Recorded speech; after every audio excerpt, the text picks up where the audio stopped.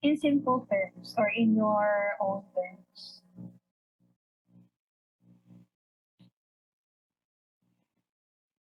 Okay. Sino yung sukal dito? Ayun, nag-raise ng For me, ma'am, guys, feel na ko yung, good, yung movement sa water, yung move from one place to another, ganun. Okay, thank you. Movement, very good. So my answers din tayo. Sport. Yes, it is a sport. Yes, it is an activity done on water or sa pool or in any bodies of water as long as safe siya. And it is a water sport. Very good. So in general, swimming, and especially in relation to recreation and sports, it is the act of moving through the water using our limbs. So using both of our arms, our legs, with the support of the natural flotation of our body. So what for? Bakit ba tayo nagsiswimming? So para sa inyo, ano bang reason bakit nagsiswim kayo? Lang, langoy-langoy, mermaid, or chill-chill, para na yung ma-post sa Facebook, or na yung story. Okay, ay bongga og kuan tubag. Builds endurance. Very good. So for exercise, to have fun, para mangitom, okay, it's the fastest way for you to tan your skin. Pwede for tanning. To improve the cardio, for safety na lang din. Napugos ka, girl, so for safety. Next, para di malumos, ma'am, para makabalo mo lang mo yung ma'am. Life skills, survival skills, ha ha ha ha, napay ko. For island hopping po, yes, very good. So those are different reasons. Under fun and recreation, under relaxation, for exercise, more workouts, for competition or sports, or for saving lives and rescue. Wala dyan ito bag ba? Kung save lives and rescue, the nurse mo nung ta mo. Charot. Okay, so for even for you nurses, soon, no, what if, or baka may possibilities na some doctors would recommend some patients to have water therapies or aquatic therapies and you are to assist them or to help them. So this is another skill that you must learn. Although dili mo jud mo maglangoy-langoy kaayo ana, but then for you to know the basics, even the simple floats lang, kasi pag magtuturo tayo or sasamahan natin yung mga patients, at least alam natin yung science behind buoyancy, water, movement, and so on. Okay, so next one is, yun, mamaya ng trivia. Okay, so what for? Ito siya. Sino ang pwedeng lumangoy? So everyone of all ages, especially from, I think, yung capable talaga in really swimming, na siguro sa mga 6 onwards, and even old age na, or even people with disabilities, with visual impairments, and so on. So para sa lahat, everyone can swim. Saan? In any bodies of water, in every facilities, as long as it is safe. Okay, so trivia number 1. Swimmers with little or no vision and who participate in sports or competitions might prefer to use tappers. So we have Paralympics. So ito yung mga competitions that are for people with impairments. So may sports din sila intended for them, and for people with no vision or little vision, for them to know kung saan sila papatungo, sa kailan sila mag-tumble turn. So we have this, what we call tappers. So these are specially trained persons na doon nakatayo sa end of the pool to tap the head of the swimmer to let them know na malapit na sila sa edge ng pool. Para hindi sila mamangga, or baka they need to perform another lap para malaman nila na malapit na sila and they have to transition to have another lap naman. That is applicable only for low vision lang or no vision. Ayun, may tappers tayo dyan. Hindi ko alam kung magkano sweldo nila. Okay? Alright, next. Number 2, babies actually cannot swim. kahit na nandun sila sa loob ng tummy ng mommy, still they cannot swim. Maraming mga Facebook posts na as early as ilang months pa lang, tinitrain na sila for floats, for swimming and so on. But technically and scientifically, hindi talaga capable pa yung mga babies in swimming in the water kasi hindi pa ganun ka fully develop ang kanilang katawan to perform and to do swimming. Yung nakikita natin sa Facebook wherein if they are, sorry for the term, the babies are thrown intentionally to the water tapos hahayaan na nilang mag-move yung baby and to survive.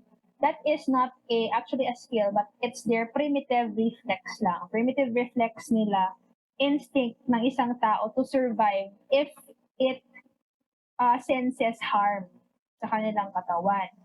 So just like us, kung itutulak tayo sa tubig ng mga barkada natin, so may instinct talaga tayo to breath hold to survive para hindi tayo mapano. And it's the same thing with babies. They have these reflexes sa kanila na mag-move sila and they will try to breath hold for a short period of time to keep themselves safe from any harm.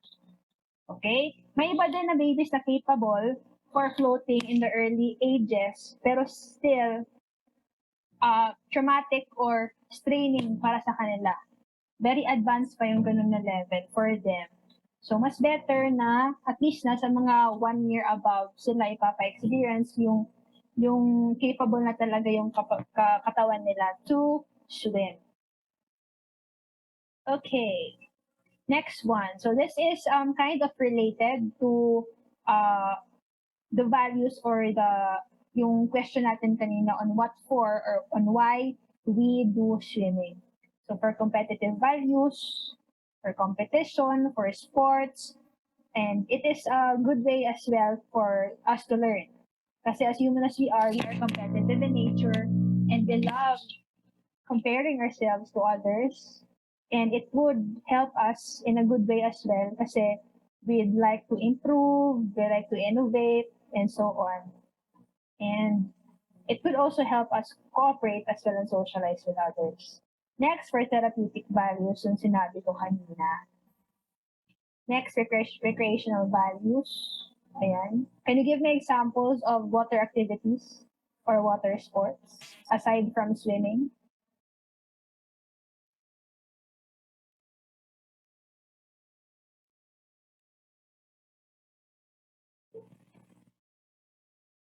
Okay, diving, surfing, ano pa ba? Okay. Water volley, siguro, water volleyball. Okay, scuba. Okay, kayaking, canoeing, snorkeling, jet skiing, diba? Ang dami. So those types of water sports or water activities would not be fun or joyful if we are not skillful or sa swimming. Hindi tayo ganun confident sa ating swimming skills. So pag magbugsay-bugsay ka, magkanoing mo, magbugsay-bugsay ka, pwede mo ma-enjoy, kinakulbaan ka, kasi mahulog ka. So GG. So dapat, you have this confidence really in you that you know how to swim para in case of emergency and so on, you can still survive pa rin sa kahit anong mga water activities na ginagawa niyo. Next, physiological values for exercise, for workout, and safety values for us to survive, especially sa mga natural or man-made na mga calamities. Next, history of swimming. Paano ba nagsimula ang swimming? So sa ancient times, paano ba?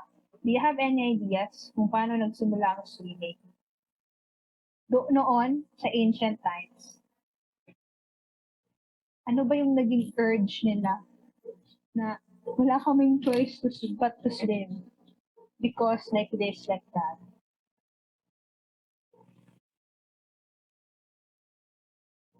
Okay. Ayun, nagbaha. Alright, nagbaha daw, so wala sila choice. So, maybe sa time pa to ni Noah na nag-flood, nagkalit, so wala sila choice, hindi mo langoy. Pero sorry sila, why they survive. Okay, next. Yes, very good. For survival, mangita og pagkaon. Yes, for food, to find food, to survive. And yes, to cross bridges para mo tabok from one place to another. Yes, okay. Part of martial training. Yes, very good. That is also part of the, kung sa Manila Placido, wonder. Laag.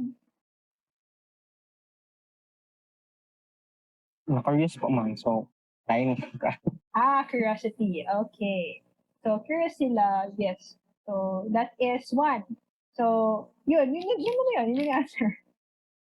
Yun yung answer for survival. And for, yes, walang magso-survive kung hindi sila curious so ano meron dun sa tubig.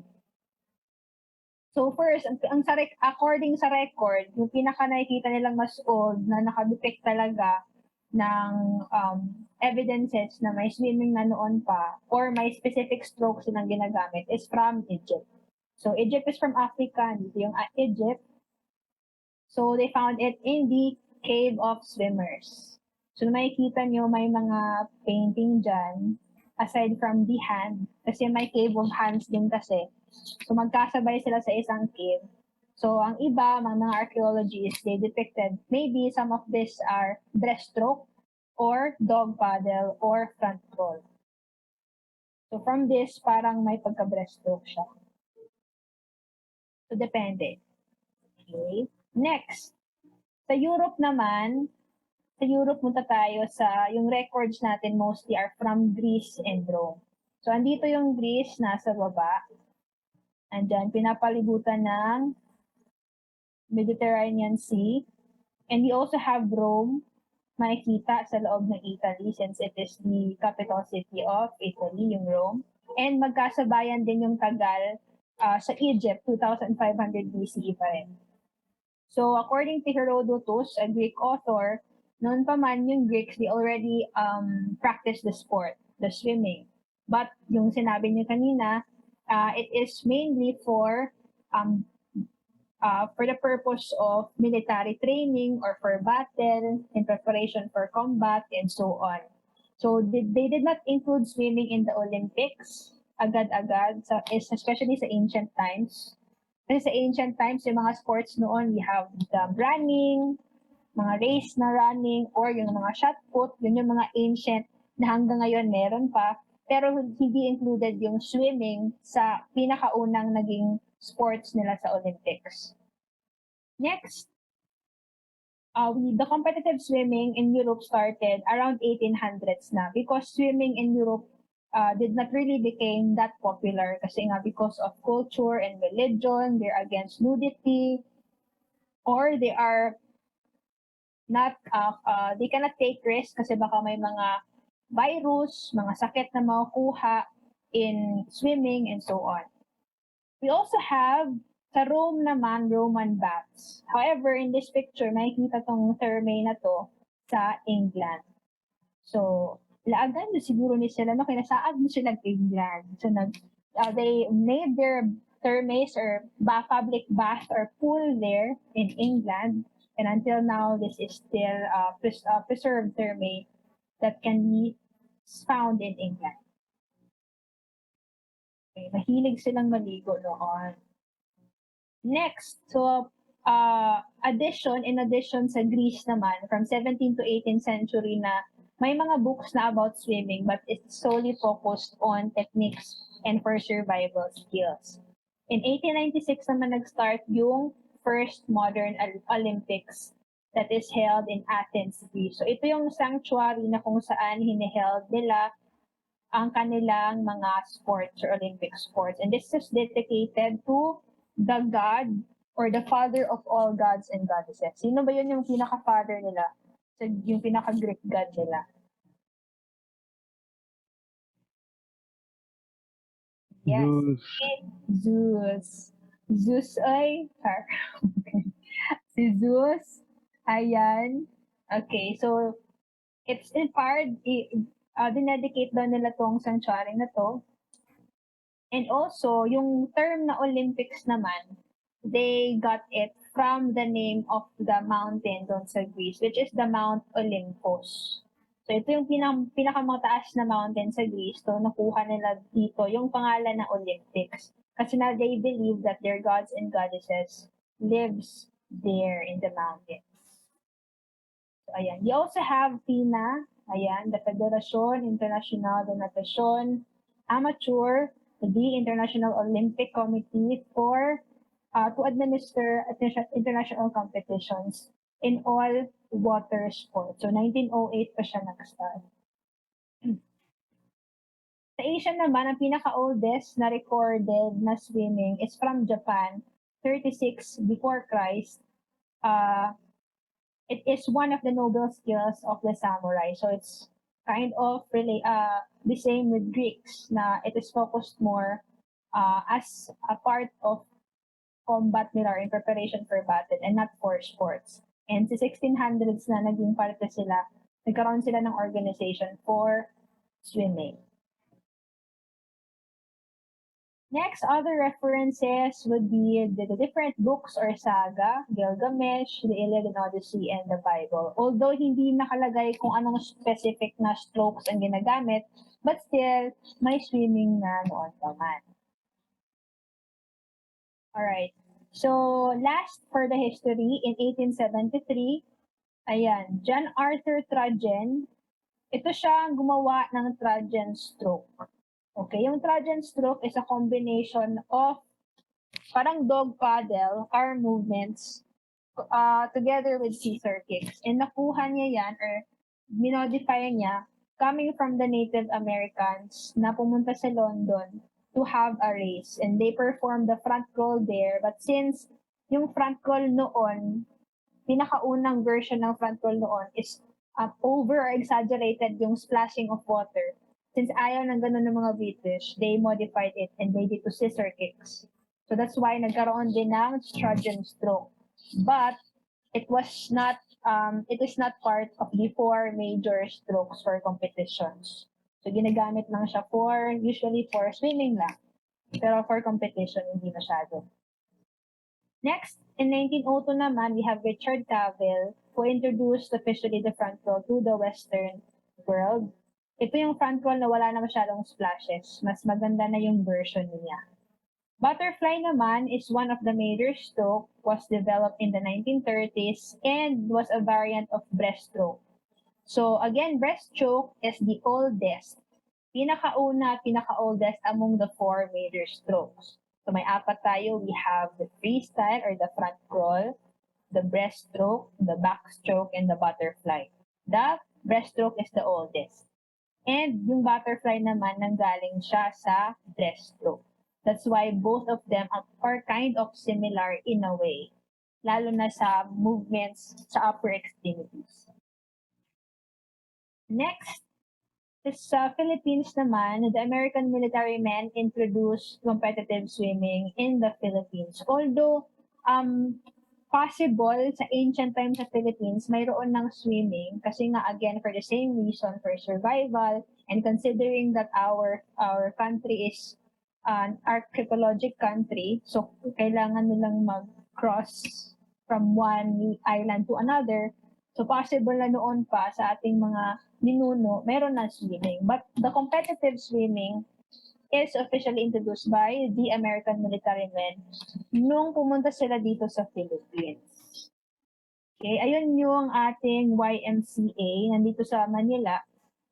An organization, YMCA. Diba familiar kayo sa ganun na kanta? Alam niyo ba anong meaning ng YMCA?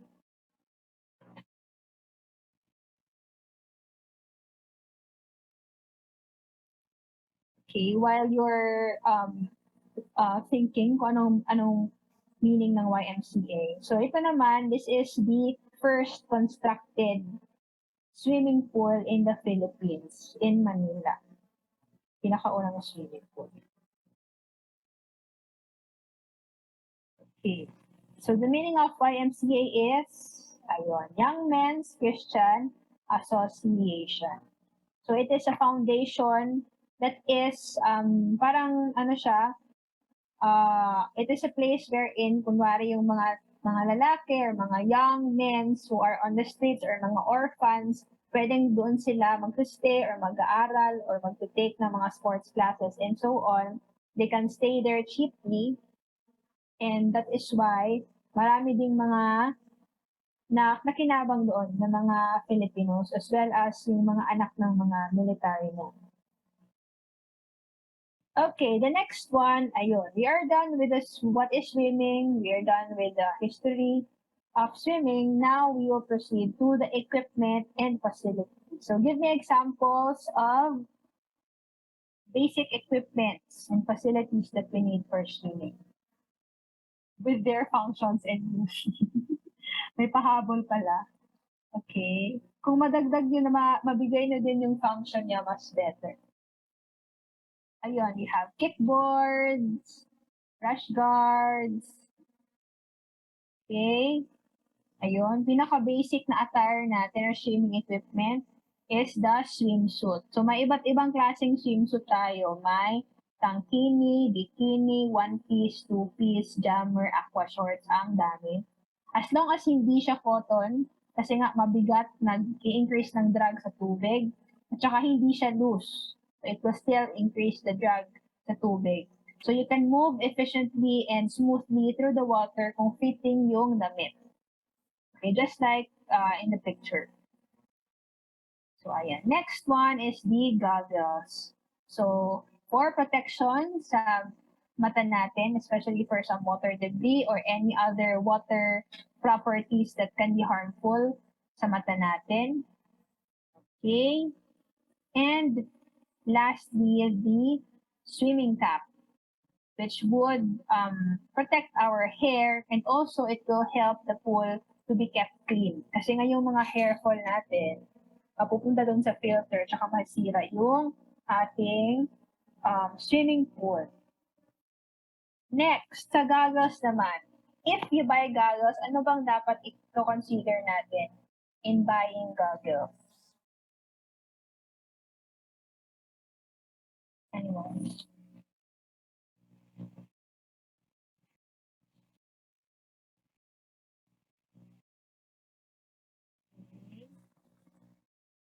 Okay, dili mo sulod ang tubig, ma'am. Haha. Yes, tama. So, meaning yung fit ng lenses or ng frame sa mata mo, dapat tama lang, hindi masyado overfit na parang in a long period of time, magiging uncomfortable ka na, baka lalabas na yung mata mo.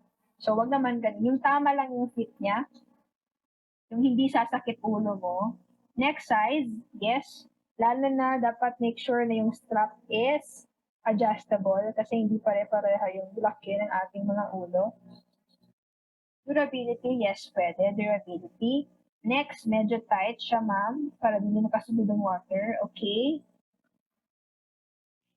Ang vacuum sa goggles, ma'am. Pwede may vacuum ang goggles. Yes, kind of. Pwede. Para at least yung grip ng frame ng lens is ayaw nito. Baka hindi na matanggal pag may vacuum yan. Okay, next. Snug on your nose, but not hurt. Ganon.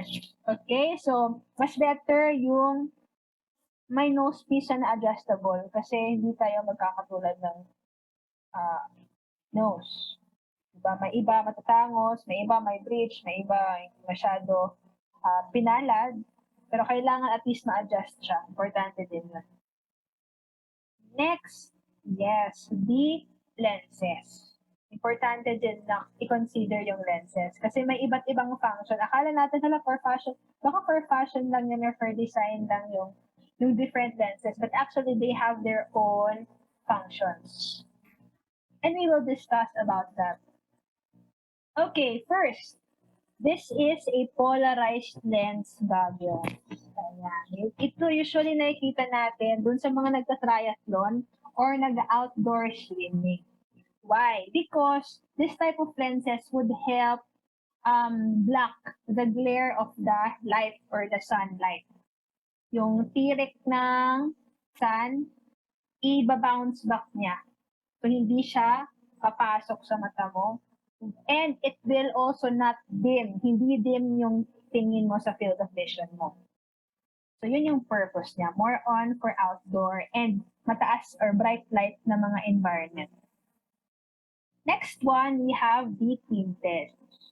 Okay, ito yung usually ginagamit natin. Doon pa. Pagandahan ng color. Sa akin, yellow, green, sa'yo, blue, red. Lahat na lang ng color. Medyo may pagka-smoky siya and so on. So, ang protection na pinoprovide nito is kind of medium lang yung protection na pinoprovide. And it's useful for both outdoor and indoor. Pero kung outdoor, dapat hindi masyado sobrang bright. For indoor naman, dapat hindi din masyadong dark yung lugar. Nasa tama-tama lang for you to use the tinted one. Next. Okay, next one is the clear lens goggle. So obviously, since clear siya, lain po no kung magamit ng clear niya, grabe ka kainit. So, hindi ka mo makita na hayag na kaayo. So, ginagamit lang yung clear for indoor or cloudy lang na environment. So, kunwari, ganitong oras. So, ganitong oras, medyo cloudy sa labas, mag-swim ka, then you can use the clear lens goggles kasi mas visible siya. Okay? The fourth one is the mirrored. So for the mirrored naman, it's kind of similar to polarized. It is also used for outdoor swimming tsaka yung high or very bright na environment. And lastly, the photochromatic. Ito para sa mga sosyal, di ba? Yung nasa kanya na yung lahat. Siya yung nag-a-adjust. Hindi katulad nung naiisip mo ngayon, hindi katulad niya na hindi kayang mat-adjust. Ito, yung photochromatic na lens, nag-a-adjust siya depende sa environment. Like for example, yung lens niya, it will automatically darken kung nasa bright light or bright environment ka. Kung nasa medyo cloudy or low light environment mo, nag-bright yung lens. Diba? So siya. Adjustable. Okay? Alright. Anong pinakamahalaga doon? Actually, depende din sa brand. It depends. Kasi usually yung brand na yung nagpapamahal. Okay, next. Training and flotation devices. Number 1, kickboard. Para saan ba yung kickboard? Wala lang, ma'am. Float lang, good. Around ingon, char. Para saan ba yung rotation device na to, kickboard? For speed, char. Okay? Para dili mo si, okay? Para di malumos. Okay? For armrest. Ay, bongga. I like it. Armrest. Pwede. Nakamot, ma'am, para di magbaba. Okay? Para makik, ma'am. Makakick. Alright. So, yes, your answers are correct. Kailangan lang natin conceptualize. So, for kickboards will allow, yes, correct, our arms to be at rest, for it not to move, and for us to exclusively or to focus on training our kicks. So, pwedeng mag-train, focus tayo with our flutter kicks or with our frog kicks na naka-rest lang yung ating arms. Next, swim fins. Para saan naman yung swim fins?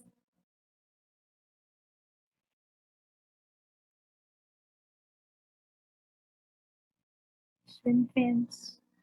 Ayun. To practice kicking techniques. Very good. For fast swimming. Yes. So, if you want to swim fast, you can use swim fins. Usually, ginagamit yung swim fins sa mga scuba divers. Sa mga scuba divers. And you can see most of them are using the long ones, yung matataas na fins. Bakit? Because they want to propel through the water ng mabilis without exhausting themselves. Kasi kung mataas yung length ng swim fins mo, kahit maliit lang yung effort mo, slow lang yung kick mo, mabilis ka pa rin mag-propel. Unlike without swimming fins, for you to move faster, kailangan mo mag-effort, mabilis yung kicks mo. For swim fins naman na short lang yung length, ang purpose niya, sole purpose niya, although it will help you to move fast, but not as fast as the lengthy, yung matataas, but it will help you train your ankles para maging flexible. So, yes, yung ginagamit talaga mostly sa mga freestylers para for training purposes and para ma-practice yung muscles nila for training talaga. Okay, next one, ito. Ano naman ito? What is this device, swimming device?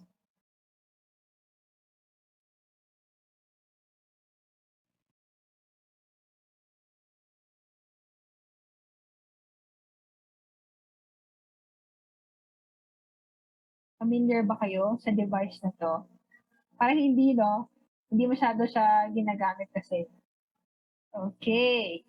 So, this are called pool buoys.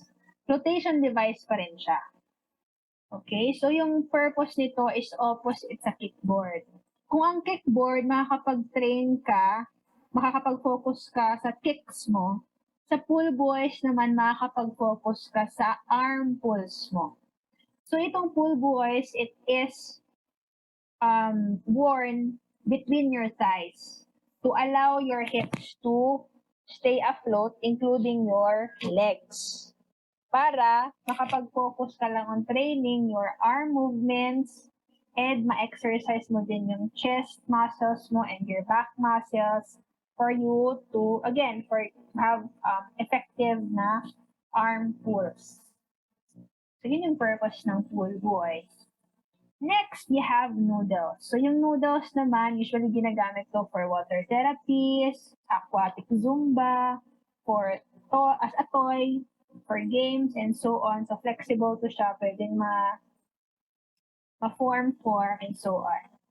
Okay, flotation device pa rin siya. And lastly, hand paddles. So, para saan ba yung hand paddles?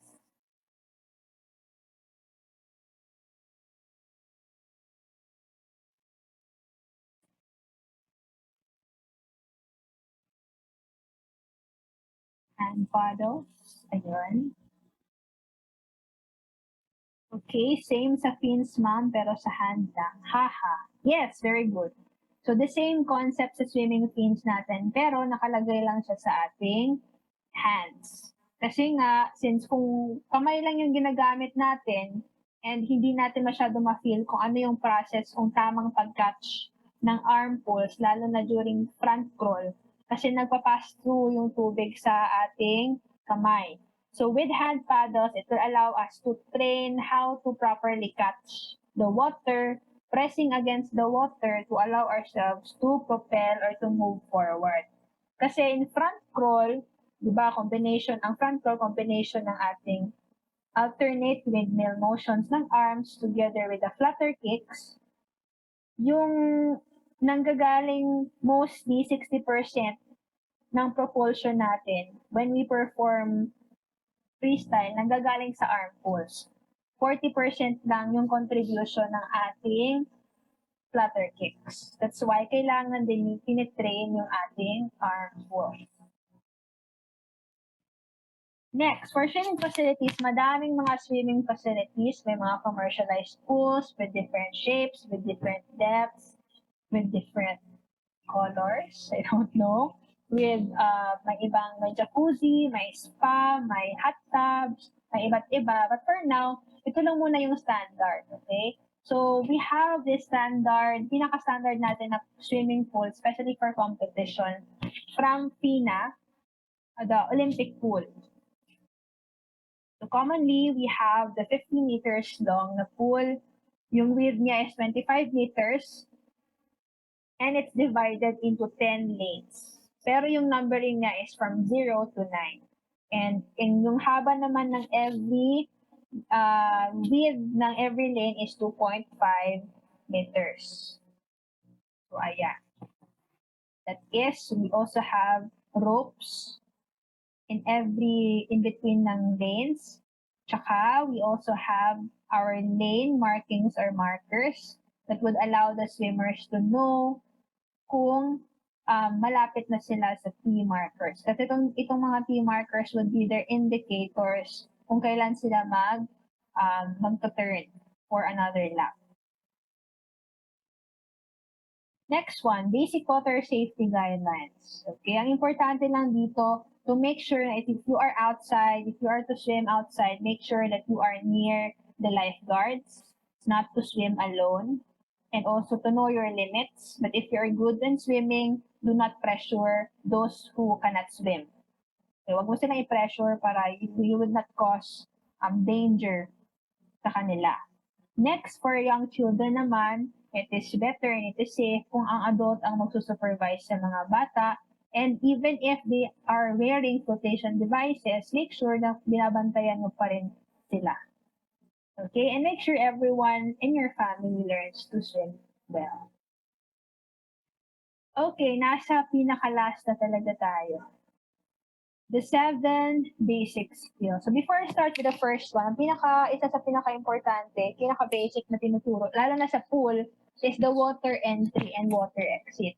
May iba kasi na pumapasok sa pool, diretsong tatalon without knowing the depth of the pool. So, do you have any idea, class, kung gaano dapat ka-deep ang tubig for you to be able to dive safely sa tubig? Anong recommended na feet ng tubig para makakapag-dive ka? Yes, very good. 9 feet. Dapat 9 feet yung tubig para makapag-dive ka. If it's lower than that, then it is unsafe. Okay? And dapat marunong din tayo mag-exit sa pool. Next, the first one is breathing.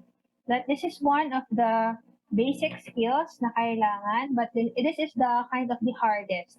Since we are born to breathe comfortably sa land, tapos that's why ito yung pinaka mas mahirap matutunan, yung breathing sa tubig, kasi hindi siya natural sa atin. We have these different terminologies that we will possibly use soon sa ating face-to-face class. So make sure to listen carefully kasi I will be using such terminologies when I give instructions. First, blowing bubbles. Tapos next, we have bobbing and breath holding. So alam ko, familiar na kayo sa breath holding. Okay, so first one, blowing bubbles. So there are many ways on how to breathe in the water and how to blow bubbles. The term blowing bubbles is the exhalation. Pag-exhale sa tubig. Mag-i-inhale tayo, will grasp for air outside the water para may oxygen sa loob ng lungs natin. And as we submerge our head underwater, that is the time we exhale yung oxygen. Okay, so mag-exhale tayo through the nose. May iba, they exhale through their mouth or through both of their nose and mouth. Pero for beginners, mas recommended and mas easier kung nose. Kung sasanayin natin that we would always use our nose in exhaling underwater and use our mouth in inhaling outside the water. Okay? So just like this, inhale ka sa labas, mag-blow bubbles ka using your nose sa baba. Yan yung mga drills na gagawin natin soon. So, kukuha ka naman ulit mag-grasp for air ka naman ulit sa labas, and you're gonna exhale through your nose under water. And this is a very useful skill, especially while you're swimming, breaststroke, freestyle, or front crawl, and butterfly, except for backstroke. Next, so these are the basic drills that we will be learning soon sa face-to-face classes. Number 1 is breath holding. So sa hold breath, this is not to encourage you to practice breath holding while you swim. This is only for you to know your limits, kung gaano lang katagal yung kaya nyo na mag-breath hold. And lalo na for situations na kung saan nasa baba tayo nasa underwater tayo. So, kunwari kung gusto nyong sumisid and so on. So, kung alam mong kaya mong tumagal ng ilang seconds, then you can do it. But if not, then huwag mo lang pilitin. Okay? And pwede din siya for survival din naman. And ginagamit din siya, yung breath holding, konti lang, especially for front crawl. So, ginagamit din siya minsan ng ibang swimmers for 1 to 2 seconds before mag-exhale sila or mag-blow bubbles.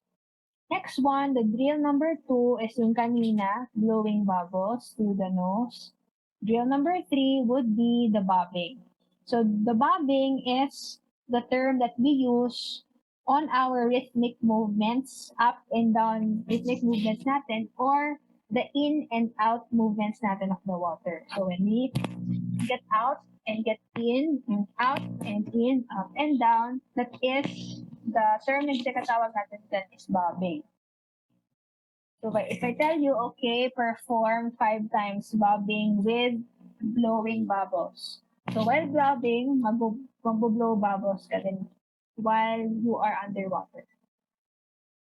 So next, drill number 4. This time, yung sa drill number 1 to 3 kasi, ginagawa to siya na nakatayo.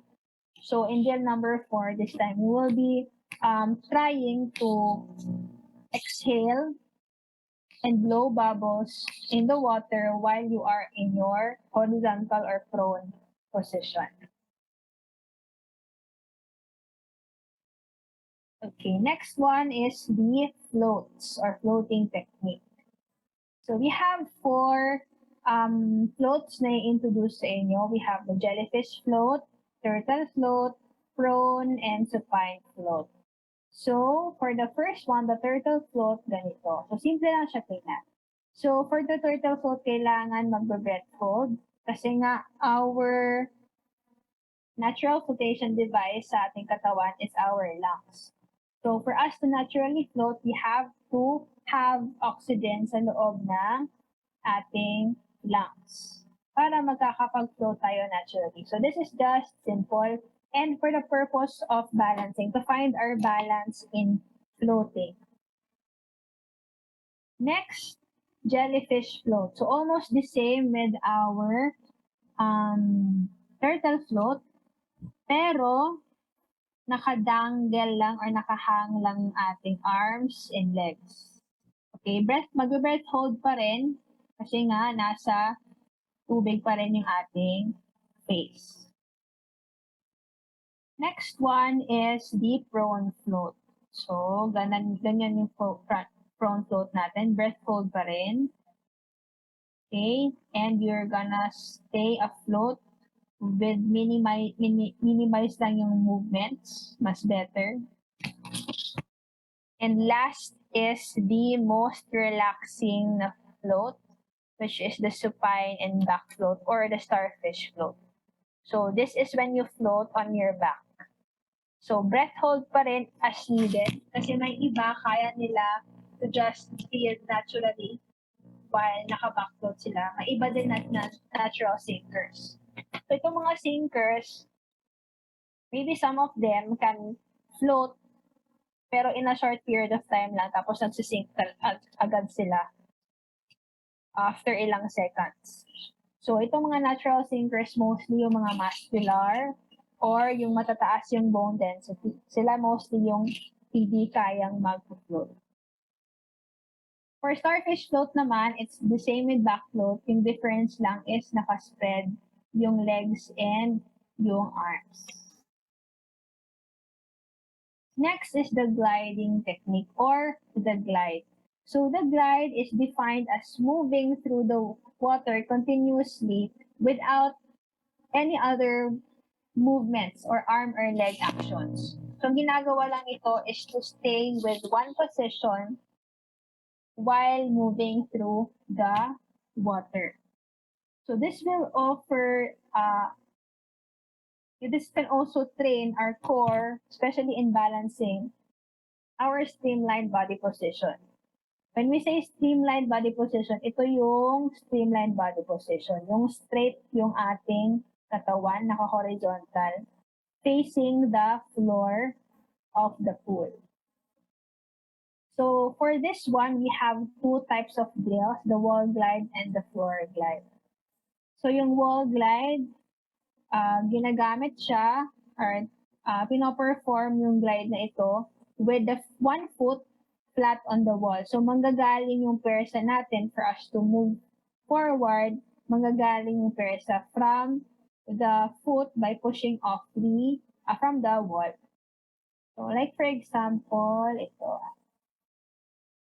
Ayan, streamlined body position mo una, tapos yung isang paa naka-flat na sa wall ng pool, and then you're gonna have to wait lang. Bakit lang po?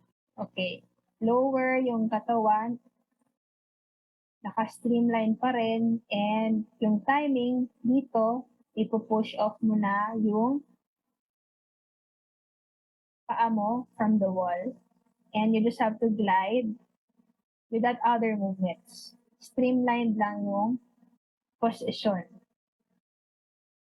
Minsan yung mistakes lang dito, nawawala yung balance. Napupunta sila sa side, sa right or left. So dapat yung for practice, kailangan steady yung inyong streamlined body position.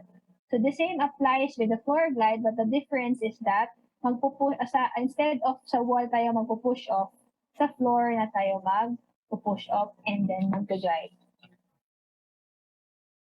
So very useful ang glide for starting backstroke and freestyle, and even in between butterflies and breaststroke, ginagamit yung glide. Next, treading or water treading. So this is a basic skill or a type of float, but it is done in a vertical position. Kung yung ibang float natin is naka-horizontal, ito naman yung float na naka-vertical. And this is mostly applied sa deep waters. So in performing this, we have this sub-skill. We call this sculling and egg beater kick. Sculling is para sa kamay na movements, and egg beater kicks para sa legs and feet na movements. So first, the sculling. So the sculling is simply the continuous motion of your hands. Either mag-face sila, tapos pabalik, face pabalik, for you to stay afloat in the water, and your head is always just outside the surface of the water. And pwede ding magkasabay if you want to change angles or directions. Next one is the egg beater kick. So for the egg beater kicks naman, this is a style of kicking wherein yung legs ng swimmer will be performing alternate frog kicks. Yung frog kicks is from the breaststroke, yung pag ganon yung kicks palabas.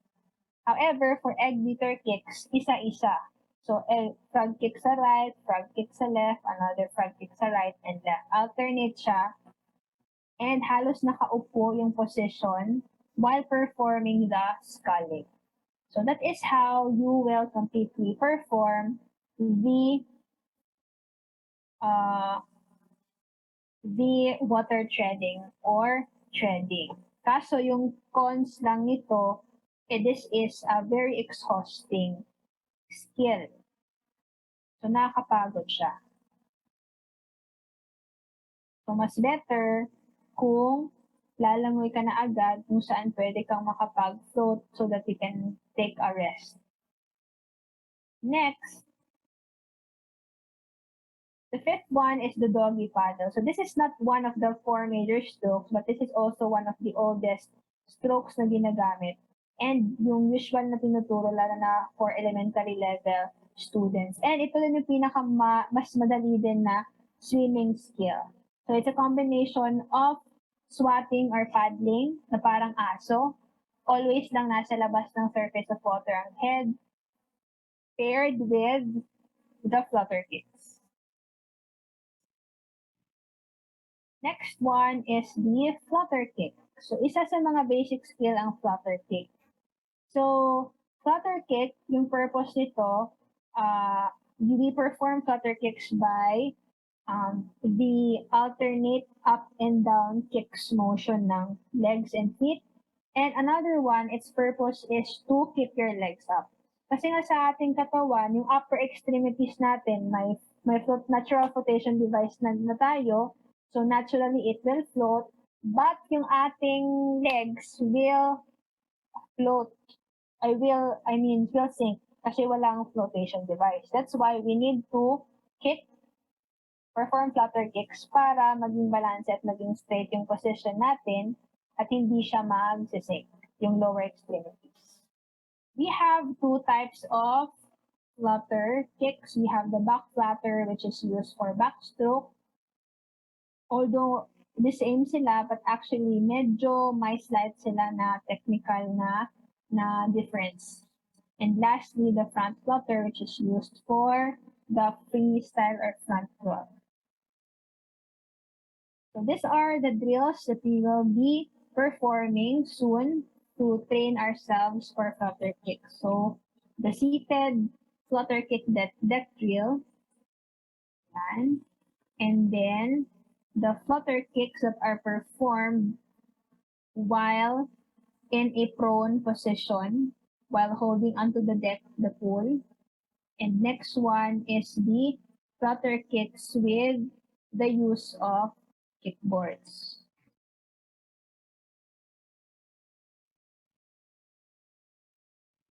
Ayan. As you can see, useful talaga yung glide. Nauuna yung glide bago tayo flutter kicks. The same thing with front crawl or freestyle, mauna yung glide before performing the swimming strokes. And lastly, last but not the least, coordination. But pinaka-importante to because in every swimming strokes may different phases, different patterns, and different skills combined in one swimming stroke. That's why kailangan ng coordination of different body parts. So a well-controlled movement of arms and legs and its proper timing between phases of stroke is important. And once such basic skills is mastered, like for example, pag marunong ka ng mag-breathe, pag marunong ka ng mag-glide, pag marunong kang mag-flutter kicks, then possible mas mabilis din yung progress mo in learning the front crawl or the freestyle. Okay, I think that's the end. Ayan. So, by the way, for front crawl, tinatawag na freestyle din yung front crawl. Although hindi talaga dapat synonymous, pero ginagawa nga synonymous because freestyle is a category in a swimming competition. So, in that freestyle competition, the swimmers are allowed to use any swimming stroke out of the 4 major strokes. Pero, since front crawl is the fastest among all of them, that's why front crawl din palaging ginagamit ng mga swimmers of freestyle. That's why they made them synonymous to the word freestyle. Alright, so I think